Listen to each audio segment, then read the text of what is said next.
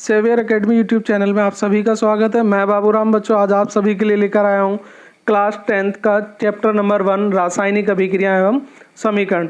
तो बच्चों, ये जो हमारा आज की वीडियो है या आज का जो हमारा लेक्चर है, इसमें हम बात करने वाले हैं कि एनसीईआरटी से संबंधित किस प्रकार के प्रश्न बोर्ड एग्जाम में पूछे जाते हैं और कौन कौन से क्वेश्चन एनसीईआरटी की एक्सरसाइज में है। अगर आप हमारे चैनल पर नए हैं बच्चों, तो प्लीज़ हमारे चैनल को सब्सक्राइब करना ना भूलें और इस तरह की वीडियो देखने के लिए बेल आइकन या नोटिफिकेशन पाने के लिए बेल आइकन पर ज़रूर क्लिक करें।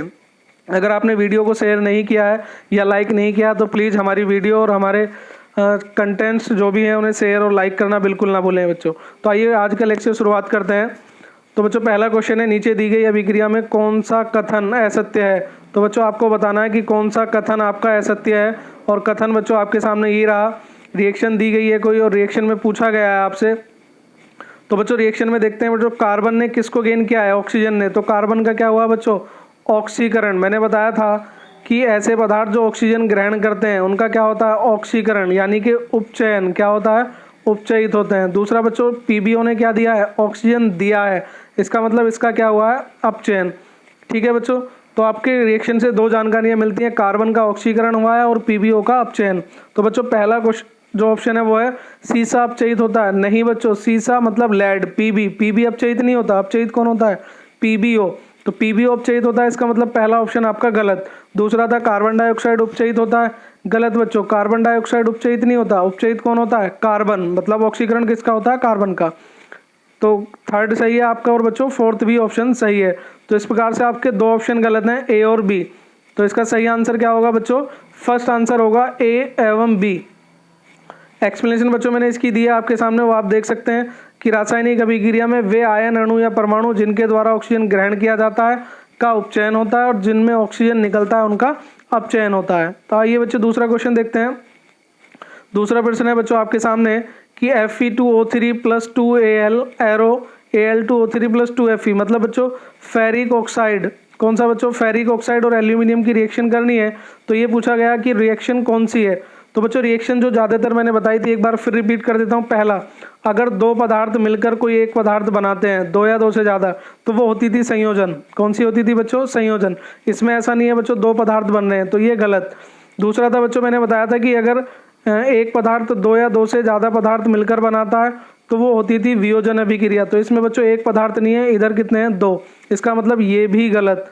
ठीक है बच्चों, तो पॉइंट नंबर जो थर्ड था आपका, वो था आपका विस्थापन अभिक्रिया। कौन सी बच्चों, विस्थापन अभिक्रिया। तो विस्थापन अभिक्रिया मैंने बताया था कि अगर ए किसी कंपाउंड से रिएक्शन करता है बीसी से और ए बी को रिप्लेस कर सकता है, मतलब किसी धातु को या धनायन को रिप्लेस कर देता है, तो इस प्रकार की अभिक्रिया क्या कहलाती थी बच्चों, प्रतिस्थापन अभिक्रिया। तो आप देख रहे हैं ठीक इसी प्रकार की अभिक्रिया है कि एल्यूमिनियम ने किसको रिप्लेस कर दिया, Fe को, और Fe को क्या कर दिया बच्चों, अलग कर दिया। ठीक है, तो ये कौन सी अभिक्रिया आपकी, विस्थापन। तो आइए बच्चों देखते हैं, ऑप्शन आपके सामने है। पहला संयोजन अभिक्रिया, दूसरा द्विविस्थापन अभिक्रिया, बिल्कुल गलत। तीसरा वियोजन, ये भी गलत कि एक पदार्थ दो या दो से ज़्यादा पदार्थ बनाता है।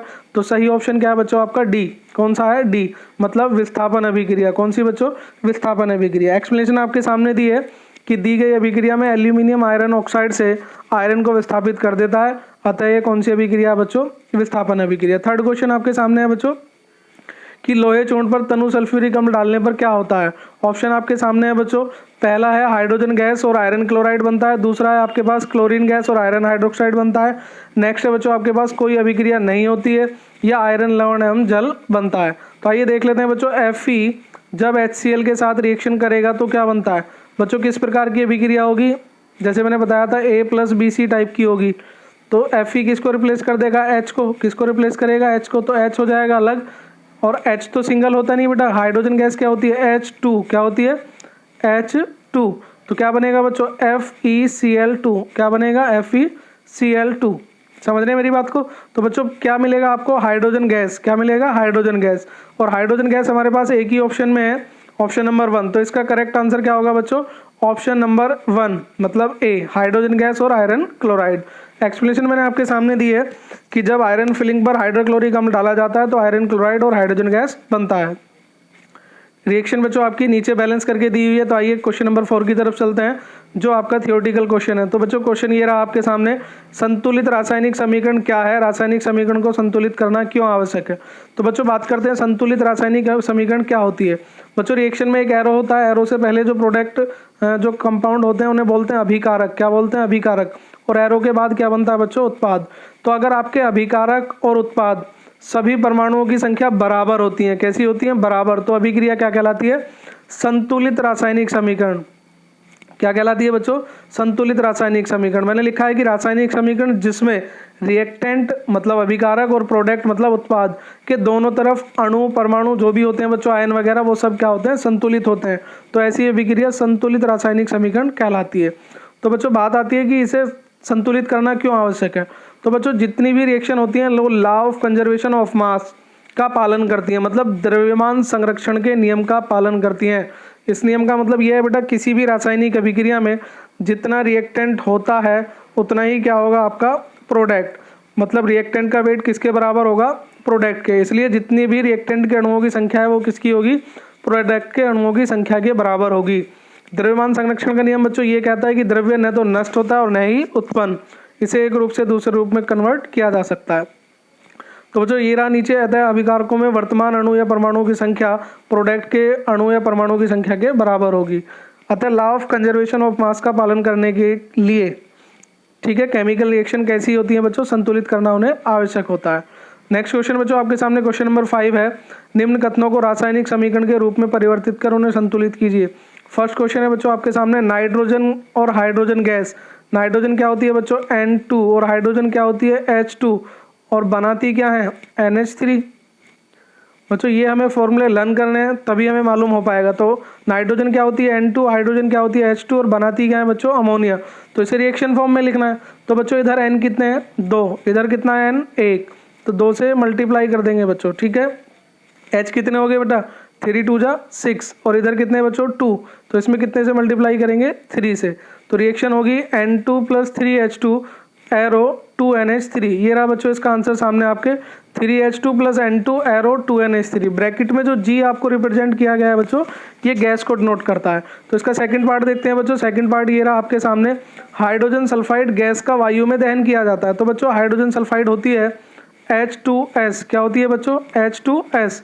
ये रहा बच्चों H2S, और किसके साथ रिएक्शन करती है? ऑक्सीजन के साथ, ठीक है बच्चों। तो क्या बनाती है? जल, H2O। रिएक्शन में साफ साफ लिखा हुआ है जल बनाती है, और क्या बनाती है? सल्फर डाइऑक्साइड, मतलब SO2, ठीक है बच्चों। तो H कितने? 2, ऑक्सीजन कितने? इधर देखें बच्चों, ऑक्सीजन कितने हो गए? 2 और 1 3, इधर कितने? 2। तो 2 को 3 में कन्वर्ट नहीं कर सकते बच्चों। अगर मैं यहाँ 1 से मल्टीप्लाई करूँगा तो 2, 2 से कर दूंगा तो कितना हो जाएगा? 4, तो 3 तो नहीं आएगा।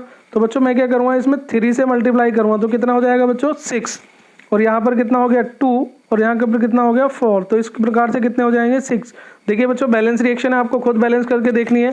ये होगी आपके सामने H2S + 3O2, H2S + 3O2 gives 2SO2 + 2H2O। Next बेटा इसका थर्ड पार्ट है आपके साथ, एल्यूमिनियम सल्फेट के साथ अभिक्रिया करके बैरियम क्लोराइड। एल्यूमिनियम सल्फेट होता है बेटा Al2SO4 का होल थ्राइस, और ये रिएक्शन करेगा आपका बैरियम क्लोराइड के साथ BaCl2। तो रिएक्शन होगी बेटा डबल रिप्लेसमेंट, मतलब Ba किसके साथ रिएक्शन करेगा? SO4 के साथ। किसके साथ? SO4 के साथ। और Al किसके साथ करेगा? Cl के साथ। तो देखते हैं बच्चों इसका बैलेंस इक्वेशन क्या होगा। बैलेंस इक्वेशन होगा 3BaCl2 + Al2SO4 का होल थ्राइस प्लस, या एरो के बाद गिवन है बेटा BaSO4 + AlCl3। तो बच्चों इनका नाम लिखना बिल्कुल ना भूलें, नाम ऊपर लिखे हुए हैं, वहाँ से आप कॉपी कर सकते हैं। एल्यूमिनियम सल्फेट, बैरियम क्लोराइड बच्चों ये रहा, ये है बैरियम सल्फेट, और ये है आपका एल्यूमिनियम क्लोराइड। तो आपको एक बार खुद बैलेंस करनी है। अगर बैलेंस नहीं होती है बच्चा तो प्लीज़ हमें कमेंट बॉक्स में ज़रूर बताएं। अगर आपने अभी तक हमारी वीडियो को लाइक नहीं किया तो प्लीज़ लाइक एंड हमारे चैनल को सब्सक्राइब और बेल आइकन पर क्लिक करना बिल्कुल ना भूलें। तो जो नेक्स्ट क्वेश्चन है आपके पास, पोटेशियम धातु जल के साथ अभिक्रिया करके पोटेशियम हाइड्रोक्साइड एवं हाइड्रोजन गैस देती है। बिल्कुल सिंपल आंसर है इसका, 2K + 2H2O arrow 2KOH + H2। Next देखते हैं बच्चों, नेक्स्ट क्वेश्चन है आपके पास क्वेश्चन नंबर 6, निम्न समीकरण को संतुलित कीजिए। तो समीकरण बच्चों ये रही पहली समीकरण आपके सामने, HNO3 + CaOH का होल ट्वाइस। तो बच्चों आप इसमें देखेंगे OH कितने बच्चों? 2, तो हमें H भी कितने चाहिए? 2, तो कितने H2O बनेंगे, 2H2O बनेंगे। तो रिएक्शन जो बैलेंस होगी वो आपके सामने है बच्चों, ये रही। आपको रिएक्शन खुद बैलेंस करके देखनी है। 2HNO3 प्लस CaOH का होल ट्वाइस, एरो CaNO3 का whole twice plus 2H2O। Next question बच्चों आपके सामने है 6 का B part NaOH plus H2SO4। तो आप देख रहे हैं बच्चों ये भी क्या है, अम्ल और क्षार। ये अम्ल था, ये क्षार था, ये अम्ल है और ये भी क्षार है। तो अम्ल और क्षार जब रिएक्शन करते हैं तो बनाते हैं लवण प्लस जल। क्या बनाते हैं बच्चों, लवण प्लस जल। तो आपको ध्यान रखना जितने H होंगे आपके पास उतने ही क्या होने चाहिए, OH। यहाँ पर OH कितने थे, 2, H कितना था 1, तो 2 से मल्टीप्लाई कर दी, H भी कितने हो गए 2। सिमिलर बेटा यहाँ पर H कितने हैं 2, तो OH भी कितने होने चाहिए 2, तो 2 से मल्टीप्लाई कर दी बेटा। तो इसकी बैलेंस इक्वेशन आपके सामने है बच्चों 2NaOH plus H2SO4, arrow Na2SO4 plus 2H2O। इसका थर्ड जो पार्ट है आपका वो है NaCl प्लस AgNO3। ये रिएक्शन बेटा अपने आप में बैलेंस है, आपको खुद करनी है। नेक्स्ट देखें question number 4, BaCl2 plus H2SO4 arrow BaSO4 plus HCl। इसे बैलेंस करने के लिए बच्चों H और Cl दोनों के परमाणु देखें तो यहाँ पर आ जाएगा 2HCl। कितना आ जाएगा बच्चों, 2HCl। ये रहा इसका आंसर बच्चों आपके सामने। नेक्स्ट क्वेश्चन नंबर 7 की तरफ अगर हम चलते हैं तो क्वेश्चन नंबर 7 है निम्नलिखित अभिक्रियाओं के संतुलित रासायनिक समीकरण लिखिए। तो फर्स्ट है बच्चों calcium hydroxide plus carbon dioxide, ये हो जाएगा बच्चों कैल्शियम कार्बोनेट प्लस जल। इसका आंसर आपके सामने है CaOH का whole twice plus CO2 arrow CaCO3 plus H2O। Second question है इसका zinc plus silver nitrate, zinc plus silver nitrate Zn plus AgNO3। तो बच्चों ये रिएक्शन आपको खुद बैलेंस करनी है और बैलेंस करके प्रैक्टिस करनी है। इसका आंसर आपके सामने है। अगर आपसे रिएक्शन बैलेंस करने में कोई प्रॉब्लम है तो प्लीज़ ज़रूर बताएं। इसके लिए हम आपकी नेक्स्ट वीडियो बहुत अच्छे से कंप्लीट करेंगे और आपको कुछ ट्रिक्स भी बताई जाएंगी। क्वेश्चन नंबर 3 आपके सामने है बच्चों 7th का, एल्यूमिनियम प्लस कॉपर क्लोराइड। तो एल्यूमिनियम का फॉर्मूला Al होता है, कॉपर क्लोराइड CuCl2 और जो बनेगा एल्यूमिनियम क्लोराइड वो होता है Cl3, तो प्लस Cu। नेक्स्ट क्वेश्चन देखिए बेटा question number 4, barium chloride plus potassium sulphate, और ये हो जाएगा आपके सामने barium sulphate plus potassium chloride. Potassium chloride KCl होता है, बैरियम सल्फेट BaSO4 होता है। ये फॉर्मूले आपको लर्न होने चाहिए। पोटेशियम सल्फेट होता है K2SO4 और बैरियम क्लोराइड होता है BaCl2।